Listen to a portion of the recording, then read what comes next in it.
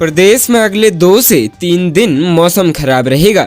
मौसम विभाग के पूर्वानुमान के अनुसार ऊंचाई वाले इलाकों में बर्फबारी के आसार हैं। उत्तराखंड में दोपहर बाद पहाड़ से मैदान तक मौसम ने करवट बदली। शाम को राजधानी देहरादून समेत अन्य मैदानी जनपदों में भी बारिश हुई। उधर बद्रीनाथ, केदारनाथ व यमुना घाटी में बर्फबारी हुई।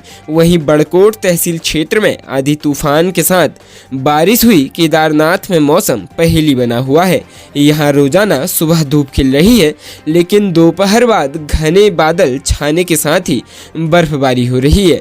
कपाट खुलने के बाद बीते 25 अप्रैल से मौसम का मिजाज ऐसा ही बना हुआ है, जिससे यात्रियों को खासी दिक्कतों का सामना करना पड़ रहा है। बर्फबारी के कारण पैदल मार्ग पर लिंचोली से केदारनाथ व केदारपुरी में आवाजाही से कीचड़ हो रहा है, जिससे यात्रियों के रपटने का खतरा भी बना हुआ है।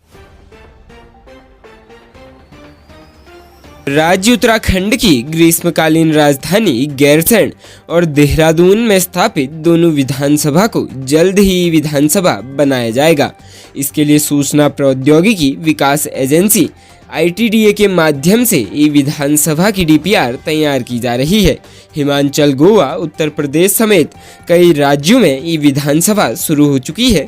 इसी तर्ज पर राज्य उत्तराखंड में भी गैरसैंण व देहरादून में ये विधानसभा बनाने की प्रक्रिया चल रही है। विधानसभा अध्यक्ष रितु खंडूड़ी भूषण का प्रयास है कि आगामी सत्र ये विधानसभा में हो। ITDA की ओर से DPR बनाने के बाद केंद्रीय संसदीय कार्य मंत्रालय को प्रस्ताव भेजा जाएगा। ये विधानसभा बनने से सारा कामकाज ऑनलाइन होगा, जिससे कागज की बचत होगी। सत्र के दौरान भी मंत्रियों विधायकों को प्रश्नों के लिखित उत्तर, विधायी कार्यों के दस्तावेज लैपटॉप पर उपलब्ध होंगे। सदन में प्रत्येक सदस्य की सीट पर लैपटॉप होगा, जिसमें सत्र से कार्यवाही से संबंधित दस्तावेज ऑनलाइन मिलेंगे। अपर सचिव अरुणेंद्र चौहान ने बताया कि विधानसभा के लिए ITDA के माध्यम से DPR तैयार की जा रही है। इसके बाद केंद्रीय संसदीय कार्य मंत्रालय को प्रस्ताव भेजा जाएगा। राज्य उत्तराखंड के रुड़की के मोहनपुरा लक्ष्मी नगर में पुत्र के साथ हुए विवाद में पिता की जान चली गई। बताया जा रहा है कि बेटा नशा करता था और इसी बात को लेकर आपस में कहासुनी के बाद मारपीट हो गई, जिसमें पिता के फर्श पर गिरकर सिर से खून बहने के चलते मौत हो गई। घटना के समय घर में बेटे के साथ उसके कुछ दोस्त, एक युवती भी थी, जो सभी घटना के बाद फरार हो गई। मौके पर पहुंची पुलिस ने शव को पोस्टमार्टम के लिए भिजवाया। पुलिस ने मामले की जांच शुरू कर दी है। पुलिस से मिली जानकारी के अनुसार सिविल लाइंस कोतवाली क्षेत्र के मोहनपुरा के लक्ष्मी नगर कॉलोनी निवासी रामपाल उम्र 68 वर्ष अपने छोटे बेटे योगेंद्र के साथ लक्ष्मी नगर में रह रहे थे। रामपाल की पत्नी की करीब 3 साल पहले मौत हो गई थी। बताया गया है कि रामपाल अक्सर योगेंद्र को नशा करने से रोकते थे। इसको लेकर आए दिन रामपाल का अपने बेटे से विवाद होता रहता था। पुलिस के अनुसार रविवार सुबह किसी ने सूचना दी कि रामपाल की घर में उसके बेटे ने जान ले ली है। जानकारी मिलते ही वरिष्ठ उप निरीक्षक नरेंद्र गंगवार पुलिस टीम के साथ मौके पर पहुंचे। उनके अनुसार रामपाल के सिर से खून बह रहा था और उनकी जान चली गई थी। उनके हाथ और चेहरे पर चोट के निशान थे। उन्होंने बताया कि आसपास के लोगों से जानकारी ली है, जिसमें पता चला है कि सुबह रामपाल के छोटे बेटे के कुछ दोस्त, जिनमें एक युवती भी शामिल थी, घर पर आए थे। इसी दौरान पिता से बेटे का विवाद हुआ। झगड़े के दौरान रामपाल नीचे गिर गए और उनका सर फर्श से टकरा गया, जिससे उनकी जान चली गई। इसके बाद आरोपी और उसके दोस्त फरार हो गए। पुलिस ने शव को कब्जे में लेकर पोस्टमार्टम के लिए भिजवाया है।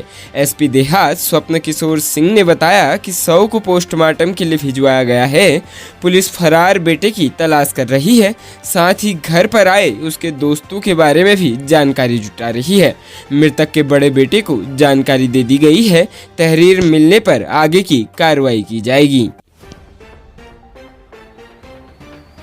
राज्य उत्तराखंड में स्थित विश्व प्रसिद्ध केदारनाथ धाम में रात 11 से सुबह 5 बजे तक भक्तों की बुकिंग की गई पूजाएं हो रही है। कपाट खुलने के बाद अभी भीड़ के चलते सिर्फ षोडशोपचार अभिषेक पूजा हो रही है।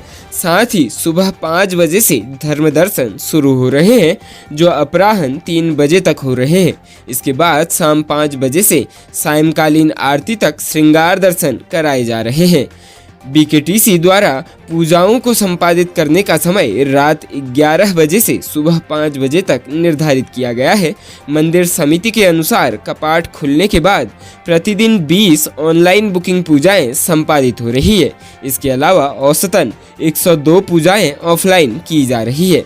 मंदिर समिति के पूजा प्रभारी प्रदीप सेमवाल ने बताया कि 25 अप्रैल को ऑफलाइन बुकिंग की 40 व ऑनलाइन बुकिंग की 20 पूजाएं संपादित की गई, जबकि 27 अप्रैल को ऑफलाइन 61 व 29 को 117 पूजाएं संपादित की गई। इसके अलावा प्रतिदिन 20 ऑनलाइन पूजाएं हो रही है। केदारनाथ और बद्रीनाथ मंदिर में कई स्थानों पर दान के लिए QR कोड के बोर्ड लगाने के मामले में बीकेटीसी ने पुलिस को तहरीर दी है। समिति का कहना है कि मंदिरों में दान के लिए QR कोड के बोर्ड बीकेटीसी की ओर से नहीं लगाए गए थे। बद्रीनाथ केदारनाथ मंदिर समिति के अध्यक्ष अजेंद्र अजय ने बताया कि दोनों धामों में कपाट खुलने के दिन ये बोर्ड लगाए गए थे। मामला बीकेटीसी के अधिकारियों के संज्ञान में आने पर उसी दिन बोर्ड उतार दिए गए थे। बीकेटीसी अधिकारियों ने पहले अपने स्तर से इस मामले की छानबीन की। इसके बाद रविवार को केदारनाथ मंदिर अधिकारी ने केदारनाथ पुलिस चौकी और बद्रीनाथ में प्रभारी अधिकारी की ओर से कोतवाली में तहरीर दी गई है। अजेंद्र ने यह भी बताया कि बीकेटीसी की ओर ने वर्तमान में अपने कामकाज में पेटीएम का प्रयोग नहीं किया जाता है। प्रदेश में अब गोल्डन कार्ड धारकों को मुफ्त इलाज और दवाइयां देने की तैयारी यहां राज्य स्वास्थ्य प्राधिकरण और स्वास्थ्य विभाग गोल्डन कार्ड द्वारा की जा रही है। जल्द ही इसका शासनादेश भी लागू कर दिया जाएगा। आयुष्मान योजना के गोल्डन कार्ड पर प्रदेश के कर्मचारियों, पेंशनरों और उनके आश्रितों को अब डायग्नोस्टिक और दवाइयों के लिए कैशलेस सुविधा मिलेगी। इस व्यवस्था के शुरू होने से उन्हें बीमारियों की जाँच और दवाइयों के लिए नगद भुगतान नहीं करना पड़ेगा। राज्य स्वास्थ्य प्राधिकरण की ओर से अब तक कर्मचारियों, पेंशनरों और उनके आश्रितों के लगभग 5 लाख से अधिक गोल्डन कार्ड बनाए गए हैं। 1 जनवरी 2021 में प्रदेश सरकार ने आयुष्मान योजना के तहत राज्य सरकार स्वास्थ्य स्कीम CGHS में कर्मचारियों और पेंशनरों और उनके आश्रितों के लिए कैशलेस इलाज की सुविधा शुरू की थी। इसमें कर्मचारियों व पेंशनरों को कैशलेस इलाज में खर्च की कोई सीमा नहीं है। इलाज पर जितना भी खर्च आएगा उसका भुगतान सरकार की ओर से किया जाता है।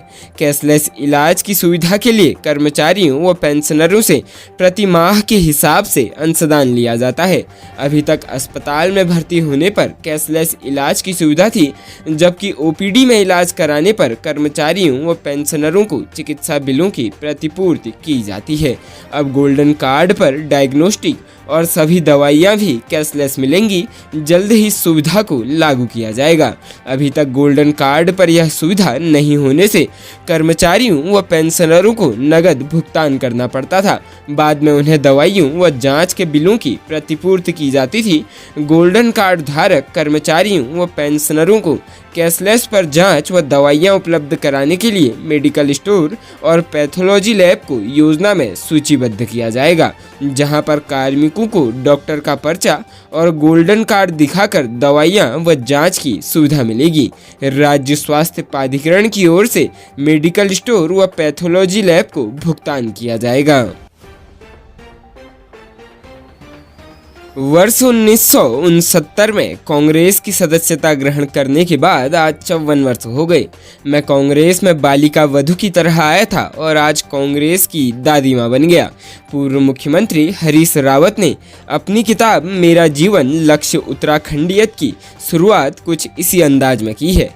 किताब की प्रस्तावना एक हरीश पर कथानंता लिखते हुए वरिष्ठ पत्रकार विनोद अग्निहोत्री लिखते हैं, सही मायने में अगर किसी को उत्तराखंड को जानना है तो हरीश रावत की यह किताब उनके लिए बेहद उपयुक्त हो सकती है। इस किताब में हरीश के अनुभवों का खजाना है तो उत्तराखंड की संस्कृति, विरासत, प्रकृति और पर्यावरण के प्रति उनके लगाव की प्रतिबद्धता भी स्पष्ट झलकती है। उनके मन में उत्तराखंड के लिए बहुत कुछ करने की ललक के साथ साथ अपने सीमित कार्यकाल में बहुत कुछ नहीं कर पाने का दर्द भी झलकता है।